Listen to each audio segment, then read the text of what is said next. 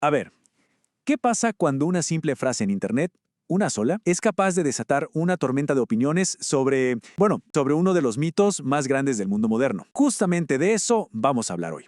Vamos a desmenuzar un debate que se hizo viral sobre la caída o, quién sabe, quizá la transformación del famoso sueño americano. Todo, absolutamente todo, empezó con esta frase. Es potente, ¿verdad? Directa, casi melancólica. Estas pocas palabras fueron como la chispa que encendió una conversación masiva.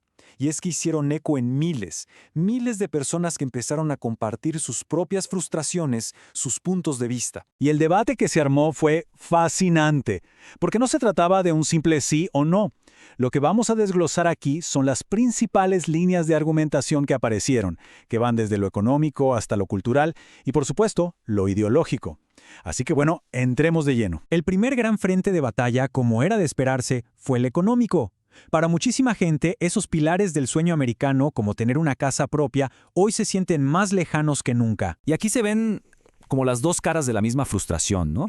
Por un lado, está la gente que dice, mira, es que comprar una casa hoy es casi una misión imposible. Pero por el otro, sale una visión mucho más, no sé, más cínica, que te dice, ¿casa propia? ¿Qué va? Esa casa en realidad es del banco O del gobierno con los impuestos. O sea, en el fondo, por donde se le mire, esa idea de que tener una propiedad te da libertad está totalmente en jaque. La conversación también se fue hacia un lado interesante. ¿Quiénes lo logran hoy en día y a qué costo? Una corriente del debate apuntaba que el sueño ahora es casi exclusivo para un grupo muy chiquito, los que heredan grandes fortunas. Pero otra visión, mucho más crítica, fue más allá y dijo, ojo, que ese sueño nunca fue para todos, argumentando que, históricamente, se construyó sobre la riqueza extraída de otros países. Un cuestionamiento moral, desde la raíz. Ahora, veamos cómo esto evoluciona, porque muy rápido la discusión dejó de ser solo sobre plata para meterse en un terreno mucho más personal, mucho más cultural. Y esta fue la pregunta que de forma implícita muchos empezaron a hacer. ¿Y si el problema no es solo que el sueño es económicamente imposible? ¿Y si el problema es que el sueño en sí mismo ya no nos representa, ya no encaja con la vida que queremos vivir? Y es que, como señalaron muchos en el debate, las prioridades han cambiado por completo. La gente ya no se casa a la misma edad, la idea de una vida exitosa ya no es la casita con la cerca blanca, se cuestiona el rol de la familia tradicional y se pone mucho más énfasis en la libertad, en la realización personal.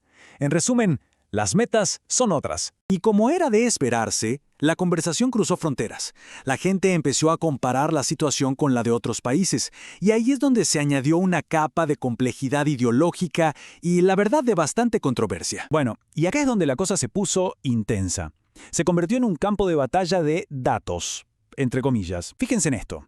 Para China, algunos decían que el 90% tiene casa propia. ¡Wow! Pero al toque salían otros a decir, sí, claro, pero el verdadero dueño de todo es el gobierno. Con Venezuela pasaba algo similar. Un usuario salía a decir, yo compré mi casa a los 31 años, como para romper con la idea de que es un sistema fallido. Mientras que otros lo usaban justamente como el ejemplo de todo lo que está mal. Y Cuba aparecía como el ejemplo contrario.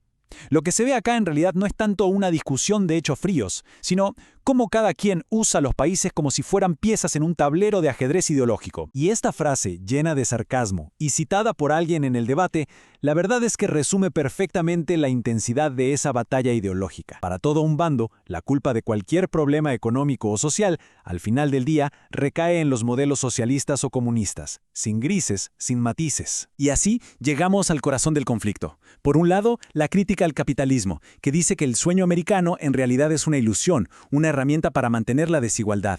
Y por el otro, la crítica durísima al socialismo, con el argumento de que su fracaso histórico demuestra que simplemente no funciona. El debate ya no era sobre una estadística, se había convertido en una lucha total entre dos visiones del mundo. Entonces, después de ver todos estos ángulos, ¿qué nos queda?